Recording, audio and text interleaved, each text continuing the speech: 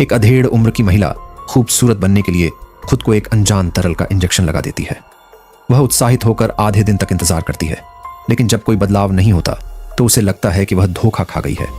तभी अचानक उसे चक्कर आने लगते हैं और वह दर्द में जमीन पर गिर जाती है। उसकी आंखों में नीला और हरा रंग बारी बारी से चमकने लगता है और उसकी पीठ ऐसे फटने लगती है जैसे कुछ बाहर निकलने वाला हो। फिर उसकी पीठ की त्वचा फट जाती है और उसमें से एक टांग बाहर निकलती है। वह बेहोश हो जाती है। जब वह फिर से होश में आती है तो सामने एक गोरी, कोमल और सुंदर हाथ नजर आता है। दरअसल उसमें से एक औरत जन्म ले चुकी होती है, उससे कहीं ज्यादा खूबसूरत और जवान। उस नई औरत ने उसकी फटी पीठ को सिल दिया और पोषण देने वाली ड्रिप लगा दी ताकि मूल शरीर जीवित रह सके। वह अपने जीवन की शुरुआत करने को बेताब थी। उसने खुद को सुसान नाम दिया। अपनी खूबसूरत काया और चेहरे के दम पर उसने लीसा की जगह ले ली और एक एरोबिक्स परफॉर्मेंस से रातों रात मशहूर हो गई। लेकिन 7 दिन पूरे होने वाले थे। सुसान को तभी चक्कर आया और नाक से खून बहने लगा। असल में विभाजित शरीर को मूल शरीर की रीढ़ की हड्डी से पोषण मिलता था और वह सिर्फ 7 दिन ही जीवित रह सकता था। सुसान को इसकी परवाह नहीं थी। उसने कहा कि वह अभी वापस आएगी और लीसा के पास बची खुची पोषण ड्रिप को छोड़कर चली गई।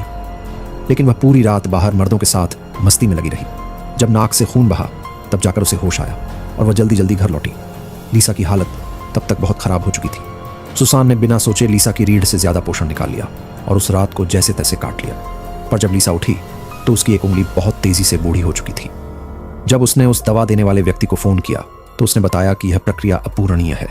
दोनों एक ही शरीर से निकली हैं और संतुलन बनाए रखना जरूरी है। लीसा चाहकर भी कुछ नहीं कर सकी और अगले हफ्ते की पोषण ड्रिप लेने निकली। तभी उसकी मुलाकात एक अजनबी से हुई जिसकी कलाई पर वही जन्म चिन्ह था जैसा कि अस्पताल में उसे पेन ड्राइव देने वाले डॉक्टर के हाथ पर था। जब उसने उसकी पीठ पर एक लंबा निशान देखा तो समझ गई कि उस व्यक्ति ने भी खुद को विभाजित किया था। मगर जब उसने उस व्यक्ति का अत्यधिक बूढ़ा चेहरा देखा तो उसके मन में एक डर बैठ गया और जल्द ही उसका यह डर सच साबित होने वाला था।